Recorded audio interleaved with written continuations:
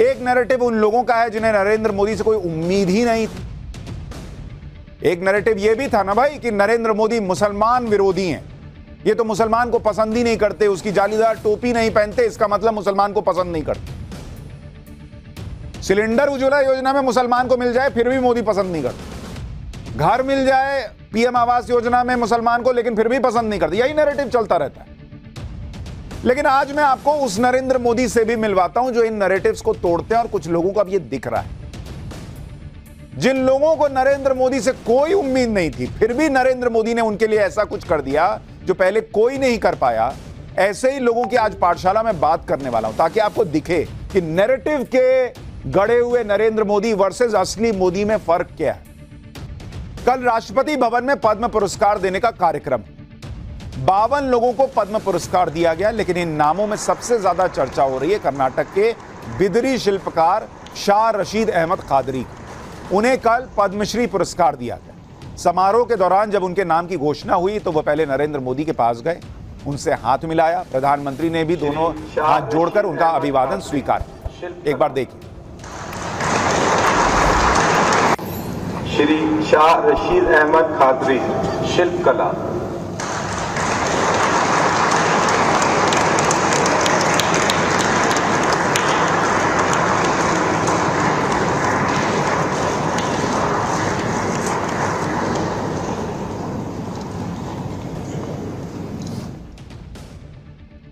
अब कहेंगे इनको अवार्ड मिल गया तो क्या बड़ी बात हो गई? बड़ी बात है। समारोह के बाद पीएम मोदी अवार्ड पाने वाले सभी लोगों से मिले। इस दौरान शाह अहमद कादरी ने पीएम मोदी से वो बात कह दी जिसे स्वीकार करने की हिम्मत बहुत कम लोगों में होती है। उन्होंने पीएम मोदी से कहा कि वो तो यूपीए सरकार में यानी कांग्रेस के जमाने में अवार्ड की उम्मीद लगाकर बैठे थे। उनको लगता था मैं मुसलमान हूं तो मुझे कौन देगा, यही लोग देंगे। लेकिन ऐसा नहीं हुआ। फिर बीजेपी की सरकार आई तो उन्होंने उम्मीद छोड़ दी, क्योंकि वो उसी नैरेटिव में फंसे हुए थे कि ये तो मोदी जी हैं, ये तो बीजेपी है, ये मुसलमान को देगी। उन्हें लगा कि बीजेपी तो मुसलमान को अवार्ड देगी नहीं। लेकिन अवार्ड दिया किसने? नरेंद्र मोदी ने। सुनिए पीएम मोदी से शाह की इंपॉर्टेंट बातें बताओ। ठीक है, मैं बीदर कर्नाटक जी कांग्रेस पीरियड में 5 साल तक अप्लाई करा, नहीं हुआ।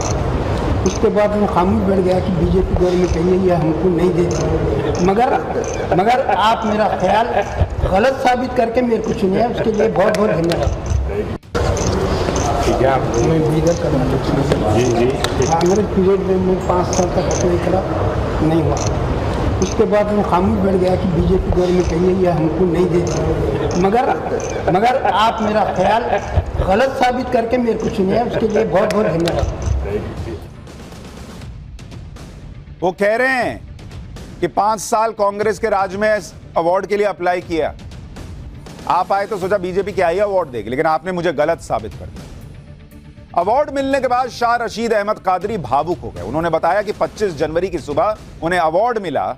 उन्हें गृह मंत्रालय से फोन आया तो वो इतना खुश हो गए कि शाम तक खुशी के आंसू उनकी आंखों में थे। उन्हें पहले जिला प्रशासन ने सम्मानित किया कि बॉस आपको अवार्ड मिल रहा है। फिर 8 दिन तक उनके पूरे इलाके में ईद जैसा माहौल था। पद्मश्री सम्मानित शाह अहमद कादरी ने बताया कि वो 10 साल से इस अवार्ड का इंतजार करते रहे। 5 साल तक तो वो यूपीए सरकार में अवार्ड के लिए अप्लाई करते रहे। हर बार अप्लाई करने पर उन्हें अपना प्रोफाइल बनाने के लिए 12,000 रुपए खर्च करने पड़ते थे। इस तरह 5 साल तक उन्होंने 60,000 रुपए खर्च किए। फिर बीजेपी की सरकार आ गई तो उन्होंने उम्मीद छोड़ दी कि ये क्या ही देंगे।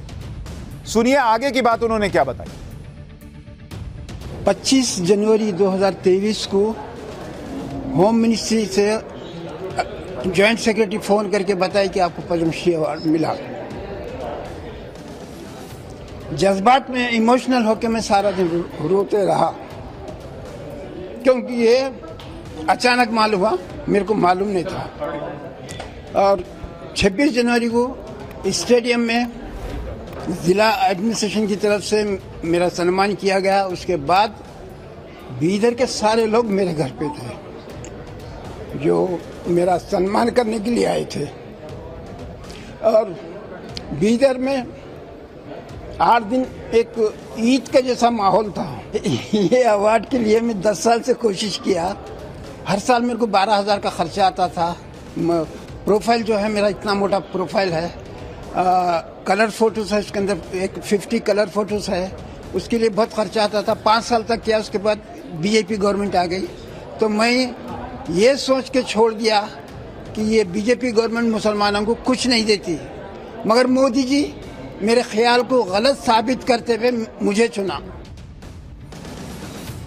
सच यही है कि शाह रशीद अहमद कादरी को जो अवार्ड मिला वो इसलिए नहीं मिला कि वो मुसलमान, वो उनकी प्रतिभा के लिए मिला, वो उन्हें उनकी कलाकारी के लिए मिला। अवार्ड देते वक्त ना उनका धर्म देखा गया, ना उनकी जाति, ना उनका राज्य।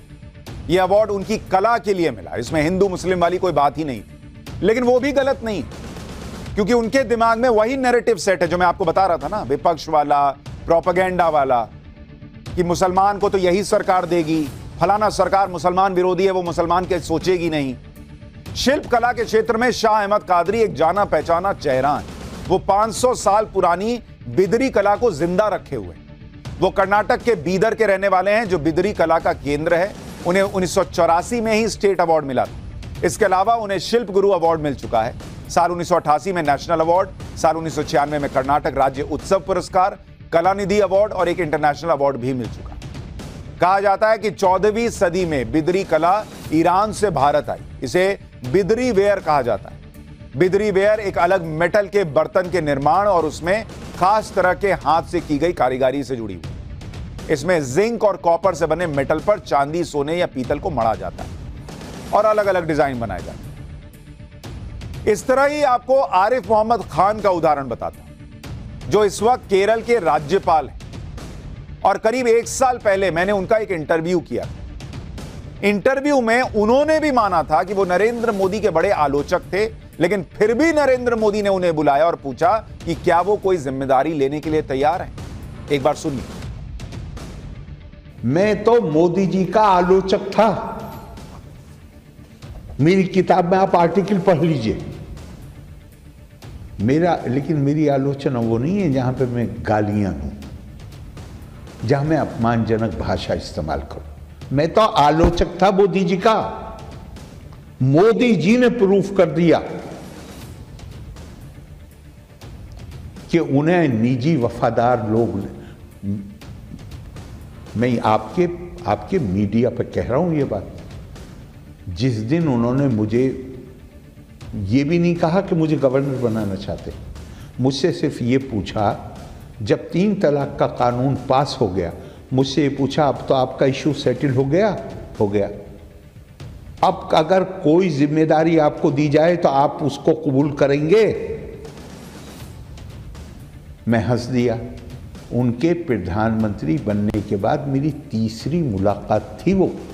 एक मुलाकात राष्ट्रपति भवन में हुई थी, एक मुलाकात हुई उनसे, बीच में कुछ बात आई थी मेरे कुछ सरकार के ताल्लुक से, तो मैं उनको अपनी सफाई देने के लिए।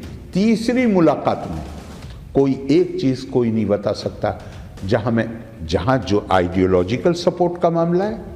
86 के बाद मैं आरएसएस वाले मेरे लिखे हुए आर्टिकल्स को, या मुझे मैं उनकी बहुत सारी मीटिंगों में भी जाता था। ये बात सही है, बोलने के लिए बुलाते थे, लेकिन मैं वहाँ बातें ऐसी भी कह देता था जो उनको अच्छी नहीं लगती थी, उसके बावजूद वो मुझे बुलाते थे। तो मैं तो भैया 86 में सरकार छोड़ा हूँ, मैं तो कांग्रेस में था। मैं अगर आज आप मुझे मोदी का ये कहते हैं कि वो तो मोदी के आदमी हैं, तो उसके लिए भी तो आप ही जिम्मेदार हैं।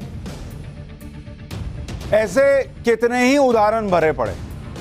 नरेंद्र मोदी के राजनीतिक आलोचक हों, आप मुसलमान हों, लेकिन अगर आप काबिल हैं तो नरेंद्र मोदी बुला बुलाकर जिम्मेदारी और अवार्ड तक देते। और एक तरफ आलोचना होती है राहुल गांधी कांग्रेस पार्टी कि वहां तो ऊपर के लोगों से मिलना मुश्किल है। अभी गुलाम नबी आजाद ने भी कह दिया कि भाई वहां तो मिलना मुश्किल है, जो लोग ऊपर से संभाल रहे हैं पार्टी। ये बेसिक फर्क है भाई। एक केजरीवाल है, उनको अपने लोग उनको छोड़ कर चले गए, अन्ना हजारे तक ने छोड़ दिया, और यहां इस व्यक्ति से कितने ही लोग सटते चले जा रहे हैं, क्योंकि उनको धीरे धीरे वो असल नरेंद्र मोदी दिखने लगा है, जो नैरेटिव वाले मोदी से अलग दिखता है।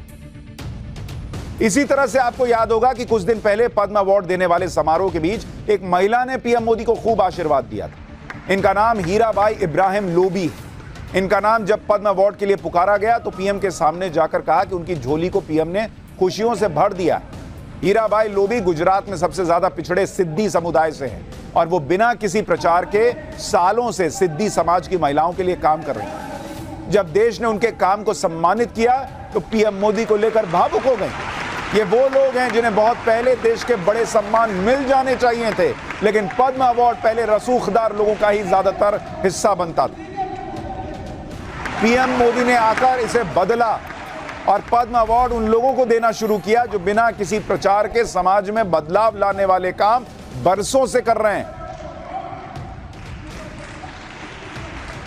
पद्म अवार्ड में हमने देखा नंगे पांव जाने वाले अवार्डीज, पद्म अवार्ड में हमने देखा आदिवासी अवार्डीज। ये बदल दिया नरेंद्र मोदी ने। और इसी तरह आप इस बार हज की यात्रा को देखिए। हज यात्रा को और सुविधाजनक बनाया जा रहा है। आपको वो जो नैरेटिव है एंटी मुस्लिम मोदी, उसको अपने दिमाग से थोड़ी देर के लिए हटाकर देखिए। इस बार हज यात्रा उसमें कैशलेस हज जो है, कैशलेस हज मतलब आप हज यात्रा पर जा रहे हैं तो उसके लिए आपको फॉरेक्स कार्ड बना के मिल रहा है ताकि कैश लेकर जाने की झंझट जो है वो खत्म हो। एसबीआई को कहा गया कि भैया इनको फॉरेक्स कार्ड दीजिए, तो एसबीआई से फॉरेक्स कार्ड मिल रहा है हज यात्रा के लिए।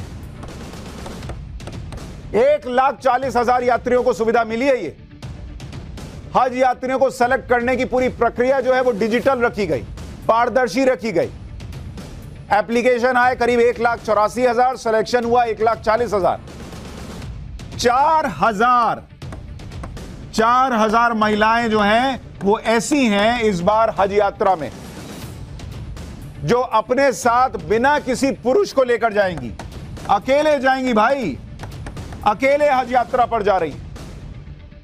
जो हज यात्री सेलेक्ट किए गए उन्हें तुरंत टेक्स्ट मैसेज मिले, उन लोगों को भी मैसेज गए जो वेटिंग लिस्ट में थे। फिर एसबीआई के साथ पार्टनरशिप में यात्रियों को फॉरेक्स कार्ड दिए गए जिससे उन्हें बड़ी मात्रा में विदेशी मुद्रा अपने साथ न ले जानी पड़ी।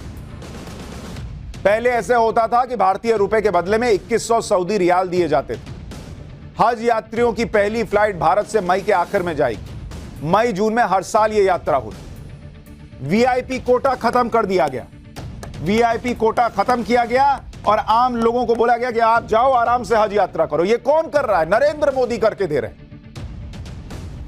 यानी नरेंद्र मोदी के खिलाफ जो नैरेटिव फैलाया जाता है कि वो तानाशाह हैं, लोकतंत्र विरोधी हैं, वो मुस्लिम विरोधी हैं, वो सारे नैरेटिव राजनीति का हिस्सा भर दिखते हैं और कुछ नहीं।